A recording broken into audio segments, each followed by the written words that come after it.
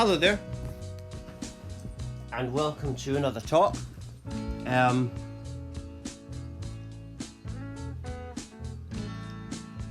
this talk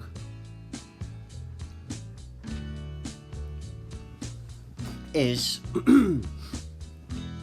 as the picture showed at the start, with Martin Luther King, that, whatever energy you project,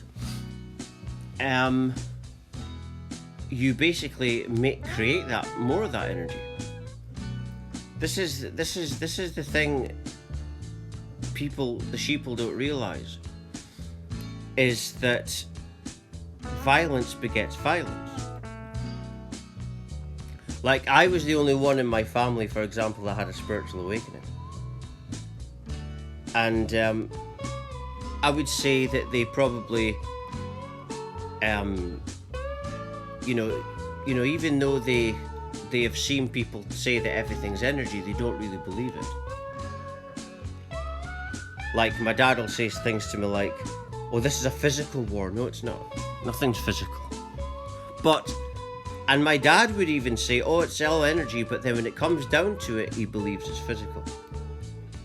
And this is why I always say why the spiritual awakening is so important. And people think I'm being big-headed or something, but it's clear now that I'm not being big-headed.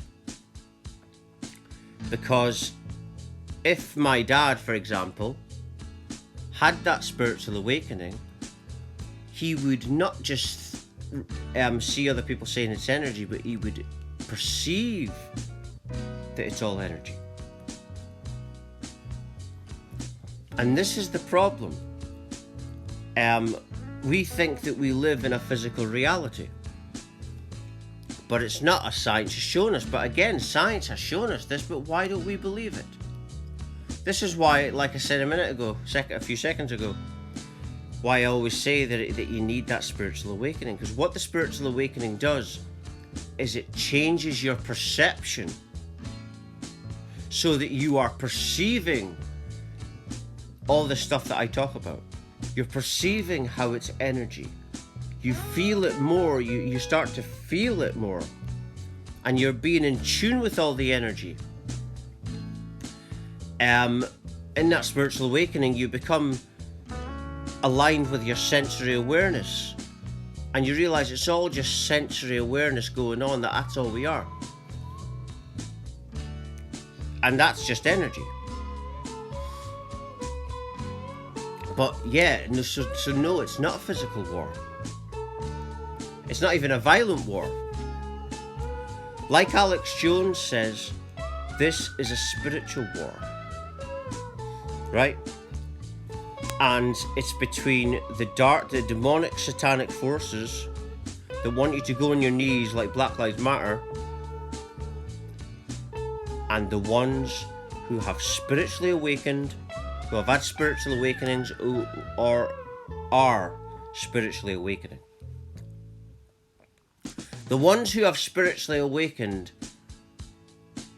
and that were meant to spiritually awaken, those are God's chosen people. Right? Those are God's chosen people. There are not one, there are not two, but there are many. But in actuality, the chosen thing is actually true, but it's also not true in another way, because I'm chosen because I chose to awaken. It's a choice to be asleep or to spiritually awaken. And what is it that makes you what is it that makes you choose one or the other? Well, it's a question of deepness. When you spiritually awaken, it's because you've been pushed into a situation where you're forced to be present. But you could choose another direction. You could choose to commit suicide. Some do. But you want more out of life. It's this inner thing, this inner power, and only the deep people will awaken. The cowards will not.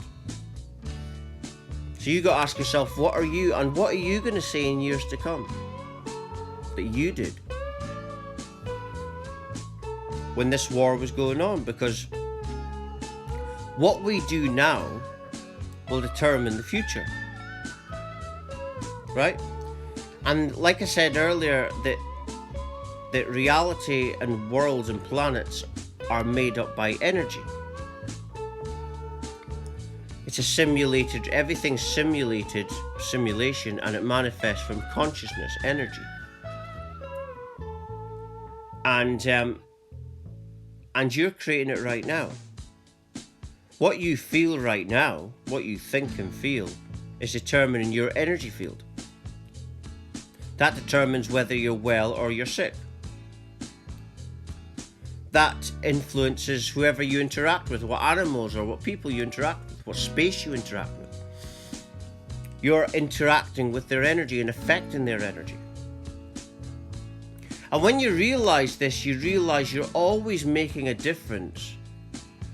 Sometimes you're making it for the good, sometimes it's for the bad. But once you are fully aware of this,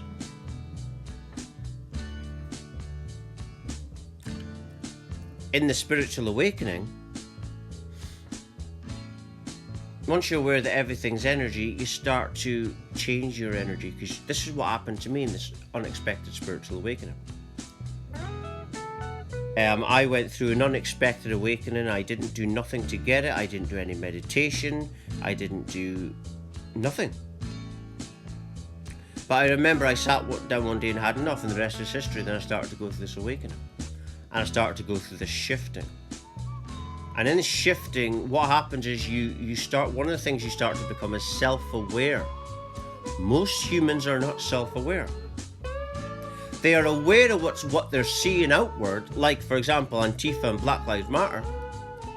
They think that they're right. Like I was saying to my dad the other day, he thinks we need violence.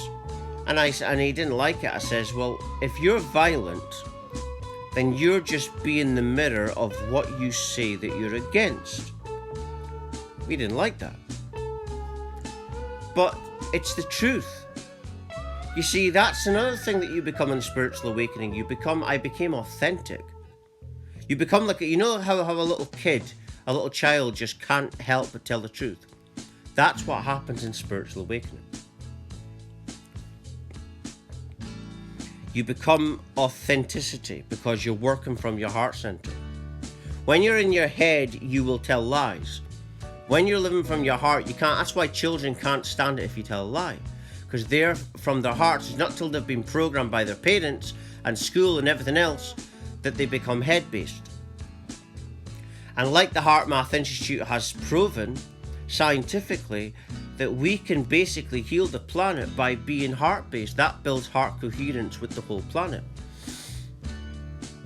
And basically all you got to do that, how you build heart coherence, it's so simple. You just basically go with what you feel all the time. And what this does is, because you're going with what you feel, you're going with what you really authentically believe. And that energy, authentic power, builds this healing energy, and it's been scientifically proven that this can heal your whole body. And like I say, once you've done that, that energy is affecting everything else. That's why people always say Dolores Cannon said that the ones that have had the spiritual awakenings have changed the energy. Yes. We've done our job. I've done my job. My job was to simply spiritually awaken and to be an example. But what example are you being? If anyone's even saying, let's be violent, that's not a very good example. Because all that is an example of is the system. If we're against the system and it uses violence, then surely you wouldn't want to be the mirror of what you're saying that you're against. That's just not very credible at all. It's like, I've worn a mask a few times in desperate situations if I needed to get into a shop or get electric or something. But most of the time I don't. But the fact is, within me, I don't really want to do it, and so I try not to do it. I've even gotten badges, exempt badges, to not do that. And it's this authentic power within me that is saying no, you know. But if you're in your head and you're afraid, you see, you won't be authentic. But this authentic power will get us to put down the mask and say no, like I just said, most of the time. Because we're being we know that it's not right, you see. And when you know it's not right, you do what you know to be right. And if we all did this, the majority, we would change the world in a day. The system can't operate without our compliance, right? What I believe in is what John Lennon believed in, and that is non-violence, peaceful non-compliance. I tell you, if we were to not comply peacefully, imagine what would happen if you got police officers, a lot of them not compliant, a lot of army officials not compliant. The system gets smaller and smaller to its core, which is what the 1%. This is the real force. And then what we would do is, once this world is non-violent, that becomes the example to the children, the babies being born into the world. But if you're violent, you're whatever way you are is setting the example for the next generations. Right? It's terrible, you know, it's terrible me saying this, and, you know, you'd expect my dad to be saying this to his son, you know me, but I guess my parents didn't have a spiritual awakening. I did. And maybe so that, like I just said, it's because I'm meant to be this example in the family. And on here also. But the world isn't going to spiritually awaken through just me being spiritually awake.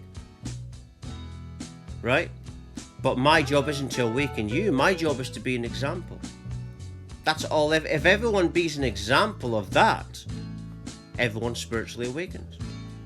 Very simple, is it? And why is it that I'm always I come away with rational, simple things? Because I'm just rational. Before my spiritual awakening, I wasn't rational. The spiritual awakening just put me into the state where I'm just absolutely normalizing everything. And you realize that the world is not normal. They call themselves normal, but they're actually crazy. They don't actually look at things in a rational, basic point of view. Sometimes you've just got to slow everything down and look at it from a more calmer perspective. But the system doesn't want that. The system wants mass hysteria. The system wants you thinking, oh, I need to be violent. That's you in the reptilian brain.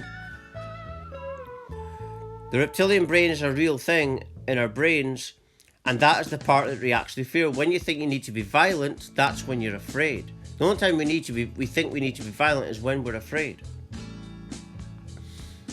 And so that's that part. But we need to get out of the reptilian brain into the heart. And first heal ourselves, and then what that does is that will build heart coherence with each other once we're all doing this, and then we heal the energy of the planet, and the physical manifests from energy. This is how we really change the world properly, according to God's way. Right? We've got to do things God's way, and God is Gaia.